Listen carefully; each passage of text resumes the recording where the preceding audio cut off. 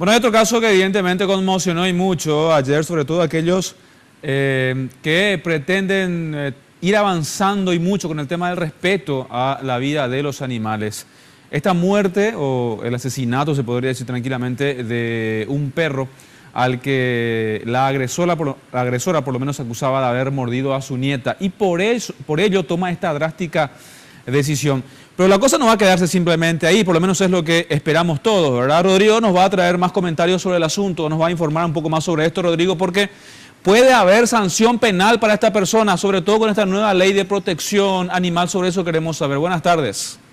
Buenas tardes, Jorge, un saludo para la teleaudiencia. Y sí, la indignación se apoderó de la gente en las redes sociales tras ver este caso de un nuevo caso de maltrato a animales, en este caso un perro que fue arrastrado por una familia entera, atándolo a un vehículo y arrastrándolo hasta matarlo. El caso ocurrió en la localidad de Iribucuá, del departamento de San Pedro. Supuestamente esta familia actuó porque el perro había mordido a la niña, a una niña chiquita de la familia. Entonces, en represalia, agarraron al perro, lo ataron por un automóvil, lo arrastraron hasta que el animal murió.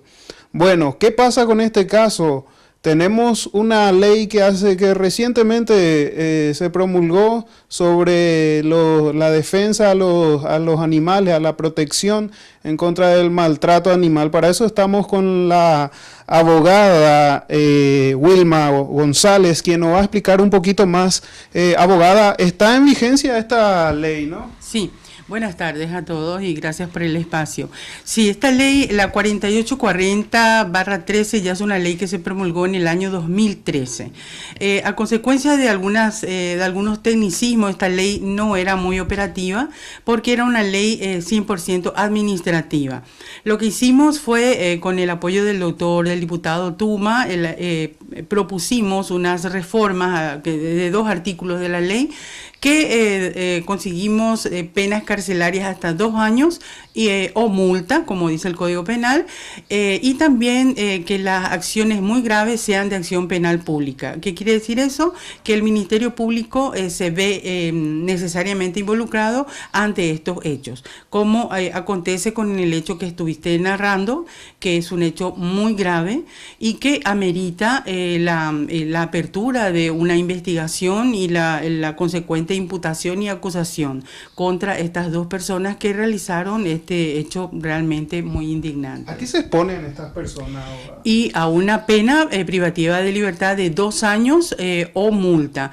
Como usted sabrá, el Código Penal establece unos paréntesis en materia de la graduación de la pena y como son 2 años, es unas penas exiguas, tendrán derecho a las medidas alternativas conforme llenen los requisitos para ello, ¿verdad? Sobre este caso específico, ¿qué sabe sobre este caso específico? Y tengo entendido que hoy día fue nombrado o fue sorteado el fiscal de nombre Rolando Rivas de Santaní, que es lo que le corresponde a este lugar donde ocurrió el hecho, Uburacuá de San Pedro, algo así.